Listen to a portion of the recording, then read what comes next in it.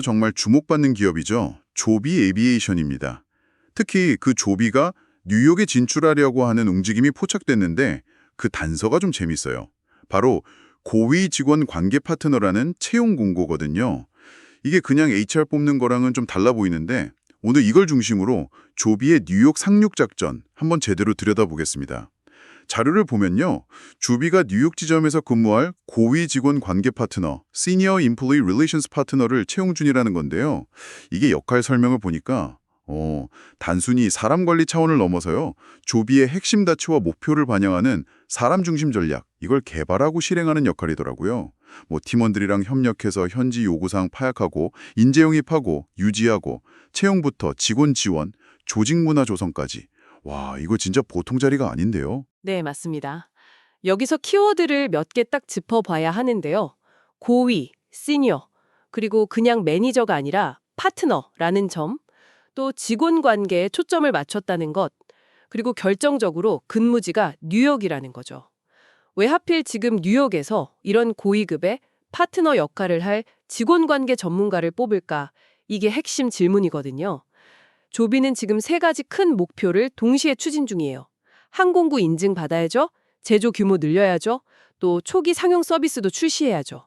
이게 다 엄청난 일이잖아요. 특히 뉴욕같이 복잡하고 상징적인 도시에서 서비스를 처음 시작하려면 기술이나 비행기 자체만큼이나 아니 어쩌면 그 이상으로 이 사람과 조직 문제가 중요해지는 겁니다.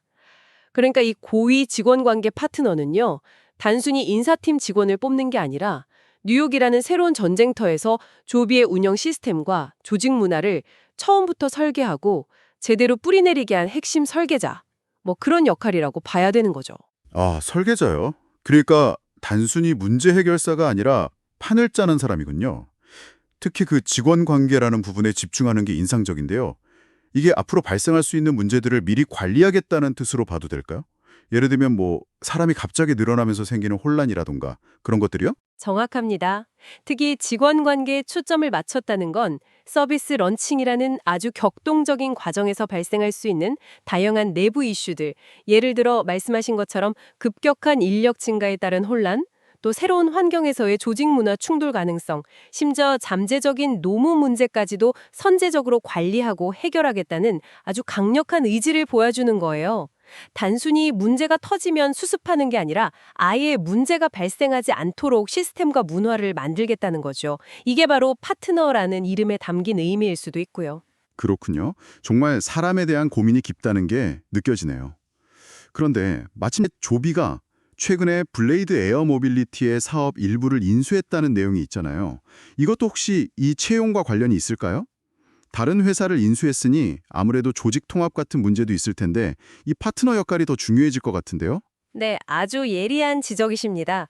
그 블레이드 인수가 이 고위 직원 관계 파트너 채용의 중요성을 훨씬 더 크게 만들어요. 2025년 8월 초에 인수가 이루어졌는데 이걸 통해서 조비는 뉴욕 같은 주요 도시의 헬리콥터 터미널 이용권, 기존 고객층, 그리고 무엇보다 중요한 운영 노하우를 한 번에 확보했어요. 그러니까 기술 개발이랑 별개로 실제 서비스를 운영할 수 있는 발판을 딱 마련한 거죠. 이제 FAA 인증만 마무리되면 확보된 인프라를 가지고 바로 상업 운항을 시작할 수 있는 그런 상태가 된 겁니다. 와, 정말 빠르네요. 그럼 이제 하드웨어는 준비가 된 셈인데, 그렇죠. 근데 이게 조직 운영 측면에서는 또 다른 숙제를 안겨주는 거예요. 기존 블레이드 인력들을 어떻게 통합할 것인가, 서로 다른 두 회사의 조직 문화를 어떻게 조화롭게 만들 것인가, 또 확 늘어난 운영 규모에 맞춰서 새로운 시스템은 어떻게 구축할 것인가, 이런 복잡한 문제들이 쌓여 있는 거죠. 바로 이 지점에서 고위 직원 관계 파트너가 핵심적인 역할을 하게 될 겁니다. 인수 후 통합 과정, 우리가 보통 PMI라고 부르는 걸 매끄럽게 관리하고 늘어난 사람들을 효과적으로 운영하고 그러면서도 조비 특유의 혁신적인 DNA는 유지하면서 안정적인 조직 운영 체계를 뉴욕에 딱 심는 거죠. 기술 개발, 인증, 인프라 확보에 이어서 사람 관리까지 정말 빈틈없이 아주 치밀하게 준비하고 있다는 증거라고 볼 수 있습니다. 이야, 정말 퍼즐 조각이 딱딱 맞춰지는 느낌인데요. 그럼 이 서비스가 실제로 시작되면 저희 같은 일반 사용자는 어떤 경험을 하게 될까요?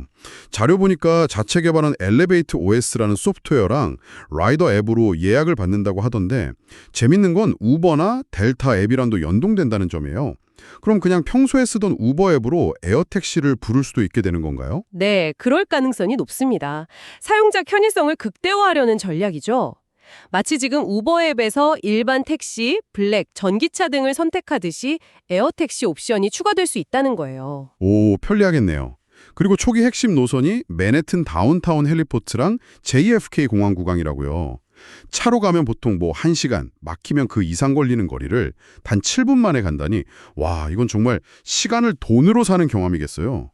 근데 이렇게 놀라운 시간 단축을 매번 안정적으로 제공하려면 그 뒤에서 움직이는 사람들의 운영 능력이 정말 중요할 것 같아요. 아까 말씀하신 사람 중심 전략이 바로 이런 운영의 신뢰성과 직결되는 거겠죠? 그 점이에요.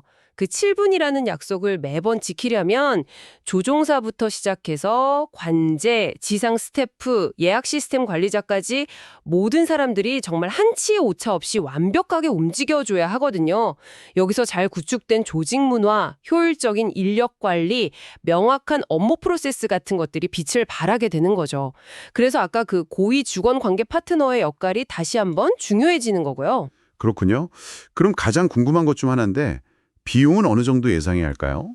비용은 좀 지켜봐야겠지만 초기에는 아무래도 좀 높겠죠. 자료에 따르면 우버 블랙, 그러니까 고급 택시 서비스와 비슷한 수준에서 시작할 가능성이 높다고 해요. 하지만 장기적인 목표는 다릅니다.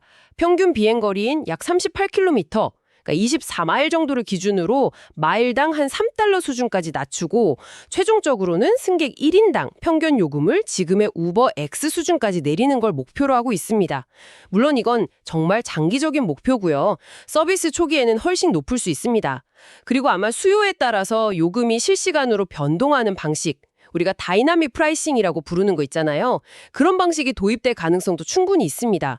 비행 수요가 몰리는 시간에는 더 비싸질 수 있다는 거죠. 네, 알겠습니다. 자, 그럼 정리를 좀 해볼까요? 오늘 저희가 살펴본 조비의 뉴욕 고위 직원 관계 파트너 채용은 이게 그냥 단순한 인사 공고가 아니라는 거죠. 항공기 개발하고 FAA 인증받고 또 블레이드 인수를 통해 인프라를 확보하는 이런 하드웨어적인 준비와 더불어서 실제 운영을 위한 소프트웨어, 즉 사람과 조직이라는 핵심 역량을 본격적으로 구축하고 있다는 아주 강력한 신호로 해석할 수 있겠습니다. 뉴욕 상공을 나는 에어택시가 정말 현실로 바짝 다가왔다는 느낌이 드네요. 네, 맞습니다. 여기서 마지막으로 한 가지 더 생각해 볼 점 있어요. 다른 많은 기업들이 기술 개발 자체에만 몰두할 때 조비는 상당히 선제적으로 이 사람과 조직 문제에 깊이 파고들고 있다는 거거든요.